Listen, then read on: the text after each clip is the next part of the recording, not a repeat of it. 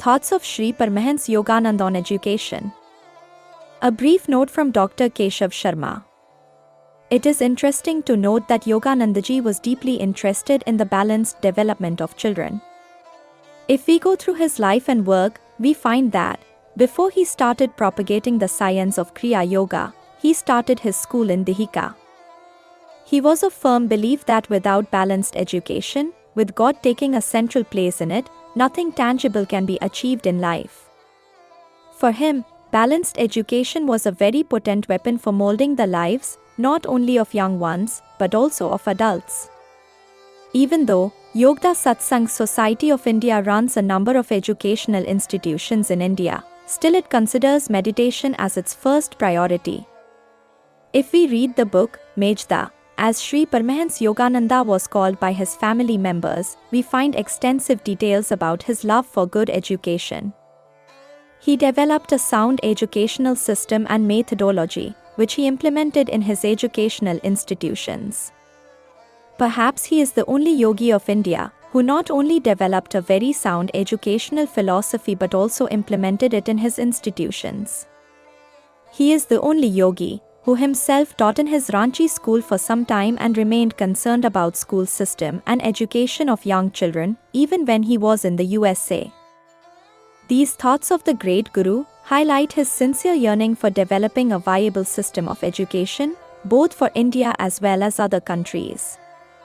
His concept of balanced development of physical, mental and spiritual development of a child remains a central thesis in his Pragmato-idealist philosophy of education. These thoughts also contain gems about how to nurture the children from a very tender age so that they develop into a balanced human being.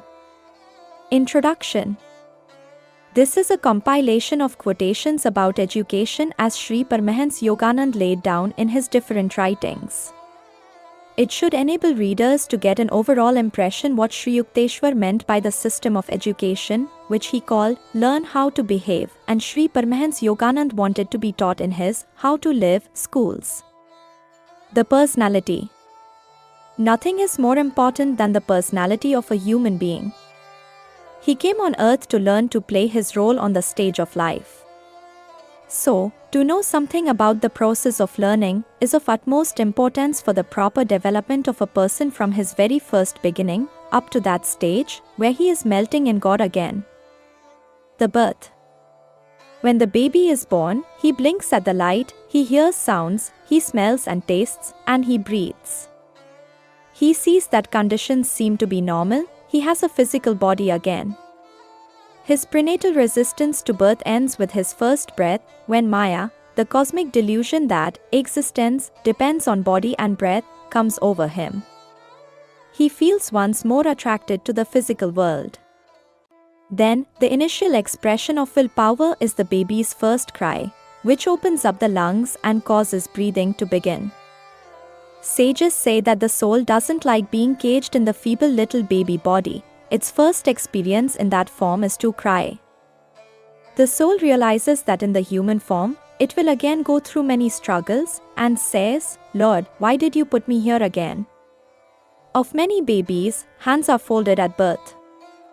Their soul is worshipping God in this way and praying, Oh, Spirit, release me in this life. The pattern of the past actions of both parent and child created a mutual attraction that brought them together in this life. Sometimes wise children are born of ordinary parents, and sometimes moronic offsprings come from intelligent parents. These seeming vagaries in life show that souls of varying evolutional progress may be born in the same family. Early childhood. As time goes on, the baby struggles for control over his body. How often you see him repeatedly thrusting his hands and feet up in the air in an attempt at coordination. All these actions are directed by the subconscious mind through the soul's memory of the past. That memory is always there. You instinctively fear death because you remember the many times you have been through that experience. You are also afraid of pain because you have suffered many times before. Man is a spiritual rational animal. In the beginning of his life, he is engrossed mostly in his instinctive animal appetites. That is why children are animal-like in early life. They pass the time in eating, digging, fidgeting, and frisking here and there without any purpose, just like the animals. When the child grows older, it is surrounded by the guiding will of the parents and relatives. Everyone wants something different from him. The child has a great many struggles with these conflicting pressures.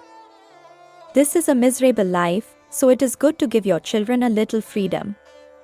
Young ones, who are given too much freedom, however, may later lament, "I wish I had been told long ago not to do this, then I would not be what I am today." Think of all the struggles, physiological and mental, one has to go through until he becomes a youth.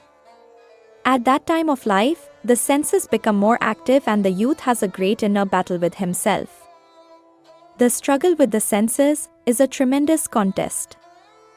To conquer in this adventure of youth, to go victoriously through this thrill of living, is a great experience. The care and spiritual nourishment of the early life of a human plant usually determines its later development. But in the beginning of life, children are about the same everywhere. Jesus said, "Suffering little children, come unto me, and forbid them not, for of such is the kingdom of God." Divinity is the one nationality of all children the world over, but as they grow older, and family and social characteristics begin to exercise their influence, children begin to manifest national and racial traits. Analyze yourself and see if you have been creative from your childhood. Anything he creates, whether it is expertly done or not, is an expression of creative talent. A flair for writing novels or for acting or for woodcarving or for painting or for music or for working with machinery, if exhibited early in life, indicates that you were probably in the Vaishya state in your past life. Ask yourself, if from childhood you have always tried to perform actions in accordance with the guidance of your consciousness. Were you constantly watching your actions and trying to correct yourself when you were wrong? Did you have that struggle within from childhood? That reflects the third or Kshatriya state. But if from childhood, your thoughts have always been of God, you have entered the fourth or spiritual state of the Brahman. Failures and successes keep accumulating, and at death travel beyond the grave and are carried into one's next life as seed tendencies. Though generally hidden in the beginning of the new life, these seed tendencies from the past manifest themselves when favorable germinating conditions arise. Environment and company one keeps are of paramount importance all through life, but for a child in its formative years, they are of special importance. Children are born with prenatally acquired tendencies that may be either fostered or suppressed by environment. Habits are formed during the early years of life, and if you happen to cultivate the habit of indulging in sense pleasures, you think that you prefer them, until you learn through meditation to understand and feel the superior joys of the inner life. Children who have either very good or very evil tendencies, or they may evince only a slight preponderance of good or a slight preponderance of evil tendencies. There are very few children who have good and evil tendencies exactly balanced. There is always a little less evil than good, or vice versa. We have to analyze life to determine what those factors may be. It is necessary first to think back over one's childhood, to the time when first began to dawn the consciousness that this life is a series of changing conditions imposed on us. Very early in life, we become aware that certain changes, certain environments into which we have been thrown, are congenial. Start meditation at early age. Our saints in India say that children should be started on the path of religion, the path of yoga, from the age of 3, because habits begin to form then. So, it is good to start meditation at an early age, or, failing in that, to start meditation as soon as the mental discriminative inclinations are receptive. It is very difficult for the occult soldiers of the mind to reclaim the kingdom of peace after it has fallen into the hands of restlessness and material desire. Therefore, make spiritual hay while the sun of willingness to meditate shines.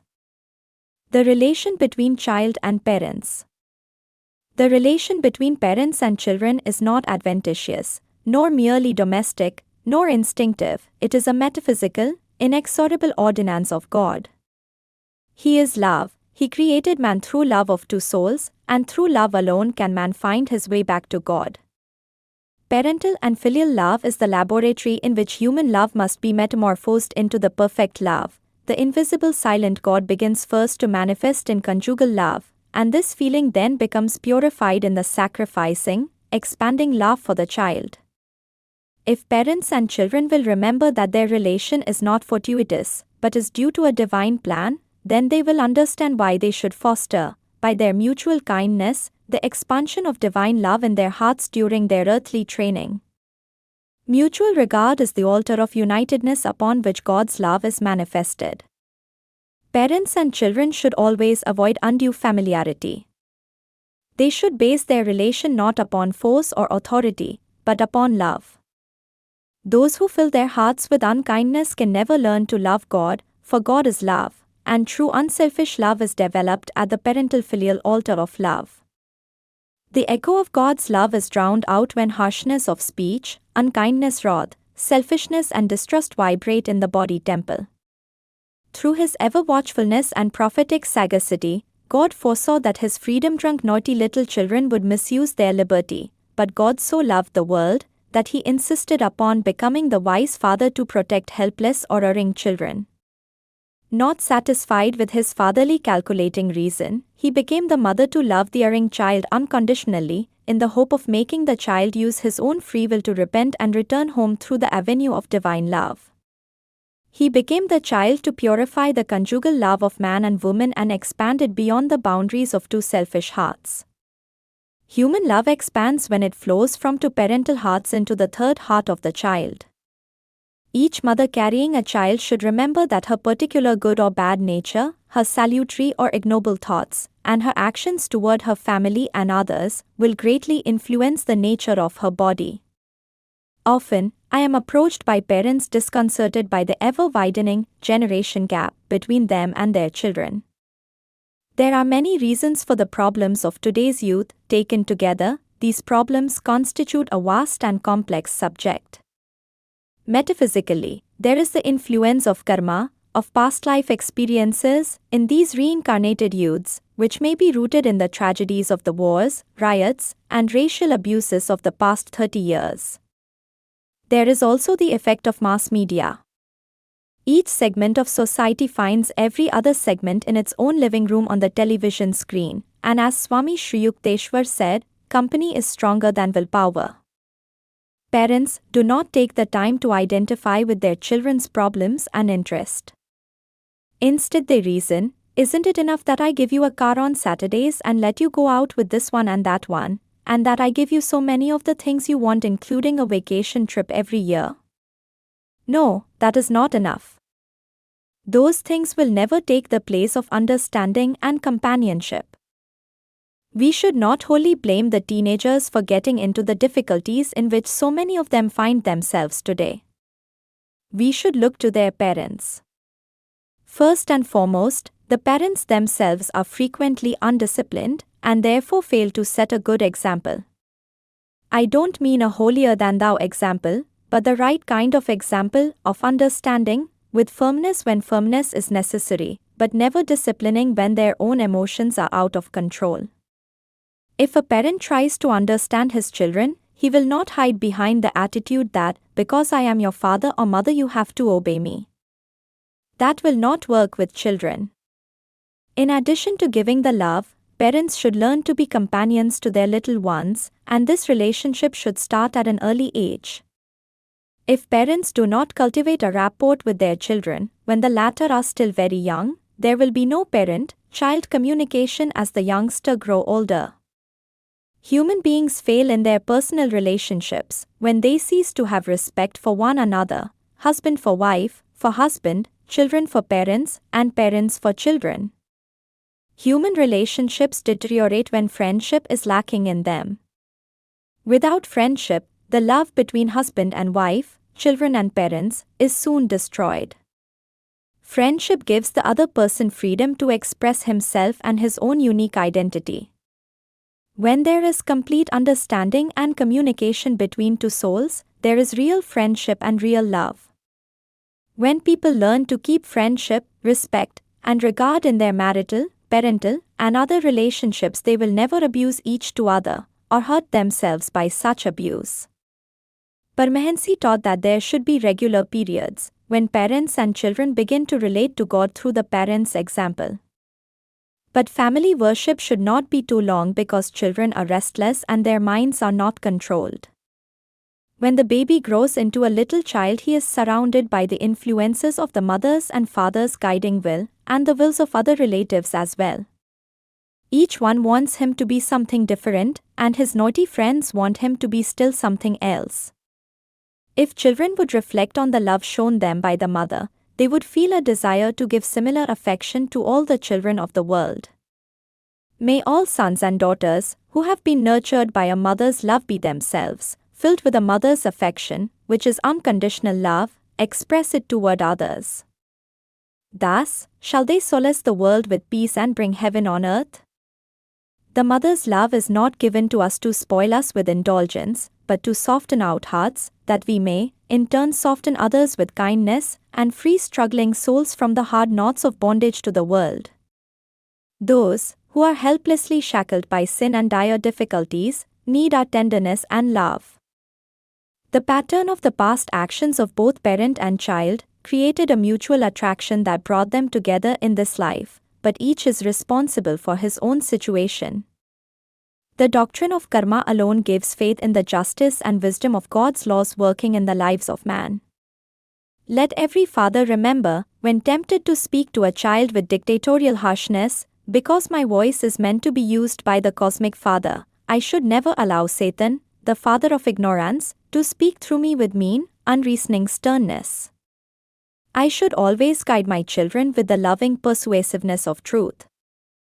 My mind should be a transparent glass through which shines the Heavenly Father's light of wisdom. We should use the wisdom of the Father, God, and the love of the Mother, God, to bring peace on earth. A good father could never bring himself to kill his children, and if all fathers filled their hearts with the love of the Divine Father, who cares for his children of all nations, how could there be any war? Love is the spiritual weapon with which to end all wars. How parents should guide their children. The mother says, teach him by love. Sometimes a great deal of love is good, but if you give too much sweetness, and that only, you may spoil the child. Sometimes a little strictness is good, but severe punishment for errors only drives a child to greater error. This is why the two aspects of God must be manifested through the parents in the upbringing of the child. Both are necessary for its ultimate welfare. Every father should strive to temper his reason with love, and every mother to temper her love with reason. When I think of my Guru, Sri Yuktaswarji, I see in him the sternness of a father and the kindness of a mother, without the weaknesses of blindness of either. Every father and every mother are potentially endowed with both the fatherly wisdom and the motherly tenderness of God. They have to perfect these endowments. Parents easily become blind to the faults in their offsprings. If you can't see your child's faults, there is something wrong with your love. Parents should learn to love their children unconditionally, without allowing love to blind them to errors in a child's action or thinking. They should love their child in spite of any misdeed, but should not support him in his error. Help your children to extricate themselves from the pitfalls of evil, rather than drive them further down by support them in their wrongdoing. They won't return any love to you for that misguided indulgent love.